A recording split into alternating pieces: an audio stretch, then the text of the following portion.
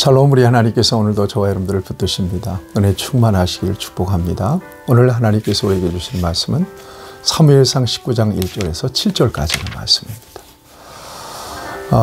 하나님이 세상을 이처럼 사랑하사 독생자를 주셨으니 이는 그를 믿는 자마다 멸망하지 않고 영생을 얻게 하려 하심이라. 이건 성경의 5절이고 기독교 신앙, 기독교의 구원을 가장 정확하게 드러내주는 성경 규절입니다. 기독교의 구원은 하나님과의 관계의 회복에 있습니다. 어떻게 하나님과 죄로 인하여 깨어진 관계가 회복될 수 있는 것입니까? 바로 유일하신 예수 그리스도의 중보를 통해서만 가능합니다. 우리 예수님은 이 땅에 죄 없으신 하나님의 독생자로 오셔서 십자가를 지시고 죄인들을 위하여 죽으셨습니다. 그리고 부활하셨습니다. 그래서 누구든지 예수를 믿는 자들은 예수 그리스도의 공로를 힘입어서 하나님께 이를 수 있습니다. 하나님을 아바 아버지라고 부를 수 있게 되었습니다. 요한복음 1장 12절 영접하는 자 곧 그 이름을 믿는 자에게는 하나님의 자녀가 되는 권세를 하나님의 자녀가 되는 권세도 주어졌습니다.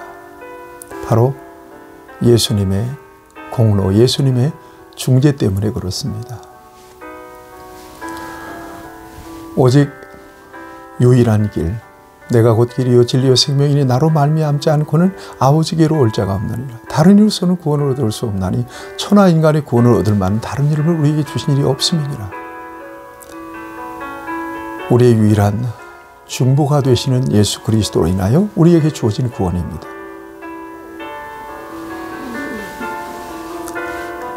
성경 디모데전서에서 분명히 이렇게 밝히고 있습니다. 하나님은 한 분이시며 하나님과 사람 사이의 중보도 한 분이시니 곧 사람이신 그리스도 예수시라. 그는 우리의 화평이신지라 둘로 하나를 만드사 중간에 막힌 담을 놓으셨다. 내 공로가 아닙니다. 예수 그리스도의 공로입니다. 그리스도의 공로로 저와 여러분들 하나님이 의롭다고 여겨주신 거고 저와 여러분들을 양자 삼아 주셨습니다. 이 땅에서 하나님의 자녀로 돌봄을 받으며 살다가 이제 이 세상 이후에 영원한 하나님 나라에서 영생하게 될 것입니다. 여러분, 저와 여러분들이 이 같은 예수님의 은혜와 사랑을 힘입어 살아가고 있다는 사실을 생각하면서 이 땅에 방황하는 영혼들이 있습니다. 아직도 예수님이 유일한 우리의 중보이신 것을 모르는 백성들도 있습니다. 그들에 대하여 책임의식을 가지고 저와 여러분들이 살아야 될 것입니다. 이 같은 차원에서 저와 여러분들이 이 같은 맥락에서 오늘 본문 말씀을 보면 사울은 드디어 다윗을 죽이기로 작정하고 신하들과 아들 요나단에게 명령을 내렸습니다. 그를 죽여라. 그런데 아들 요나단이 다윗을 생명처럼 사랑했다. 그래서 아버지 왕으로부터 다윗을 죽이라는 명령을 받고 걱정스럽습니다. 그래서 다윗에게 얘기해요. 아침에 은밀하게 숨어 있어라. 오늘 본문 말씀을 보면 2절 말씀입니다. 청하노니 아침에 조심하여 은밀한 곳에 숨어 있으라.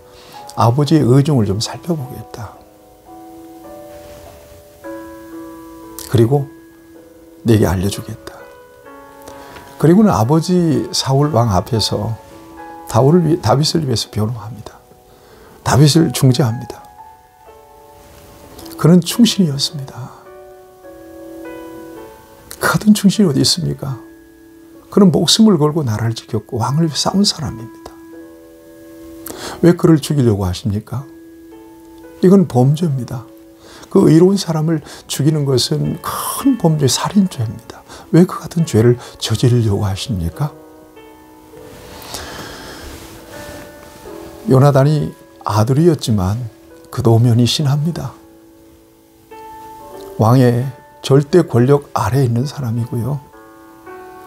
왕의 심기를 잘못 건드렸다가 결국 목숨을 잃을 수도 있는 상황입니다. 그럼에도 불구하고 담대하고 용기 있게 다윗을 변호합니다. 이때 사울 왕의 마음이 급속도로 달라집니다. 그러면서 뭐라고 합니까? 6절에 보세요. 사울이 요나단의 말을 듣고 맹세하되 여호와께서 살아계심을 두고 맹세하거니와 그가 죽임을 당하지 아니하리라. 결국 살게 돼요. 목숨을 부지하게 돼요. 그리고 여전히 사울왕 앞에서 다윗에게 주어진 일을 감당하게 됩니다. 왕이 한 사람에 대해서 죽이라고 명령을 내렸다. 살아남을 사람이 누가 있겠습니까? 그런데 요나단의 중재, 중보, 요나단의 변호로 인하여 다윗이 목숨을 부지하게 되죠. 여러분, 우리는 부조리한 세상에서 살아갑니다. 불의합니다. 예수를 믿는다는 것은 절대적인 가치 기준을 가지고 산다는 것을 의미합니다. 분명히 우리가 살면서 부조리가 보이고 불합리한 것이 보이고 불법이 보여요. 또 애매하게 고통받고 또 어려움을 겪고 사는 사람들도 보입니다. 여러분, 믿는 사람들이 침묵해서 되겠습니까? 못 본 척 방관해서 되겠습니까? 여러분, 저와 여러분들에게 아주 중대한 이 사회적인 이 세상에 대한 책임이 있다는 사실을 오늘 이 말씀으로 우리에게 도전해주고 있는 것입니다. 무엇보다 하나님을 모르고 살아가는 사람들이 많잖아요. 그분들에 대해서 저와 여러분들이 방관하게 된다면 그들은 믿음 없이 이 세상에서 살다가 영벌에 처해지게 되고 심판에 처해지게 될 것이거든요. 뭔가 중재자가 필요하고 중보자가 필요하고 변호자가 필요합니다. 이게 바로 이 땅의 교회와 먼저 믿는 성도들에게 주어진 가장 중요한 사명입니다. 하나님께서 여러분들에게 그 같은 귀한 사명을 잘 감당해낼 수 있도록 은혜 주시기를 바랍니다. 요나단의 사명. 목숨을 걸고 담대하게 용기 있게. 그건 아닙니다. 그래서는 안 됩니다. 왕의 오판을 막아서는 그 같은 담대한 용기. 세상의 불법과 불의에 대해서 올바른 목소리를 낼 수 있는 그런 담대함과 용기. 죽어가는 영혼들 바라보면서 안타까운 마음으로 그리로 가면 안 됩니다.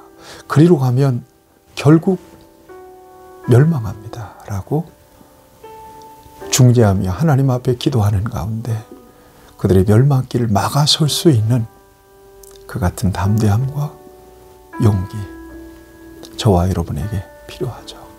요나단을 통해서 하나님께서는 이 같은 도전을 저와 여러분들에게 주십니다. 오늘도 살아가는 동안에 저와 여러분들이 나서야 될 때, 말해야 될 때, 꼭 말해야 될 때 침묵하지 않고 방관하지 않는 그런 사람으로 저와 여러분들이 살아갈 수 있게 되기를 바랍니다. 하나님께서 저와 여러분들을 귀하게 쓰실 줄로 믿습니다. 좋으신 아버지 하나님, 귀한 말씀을 통해서 우리를 도전해 주십니다.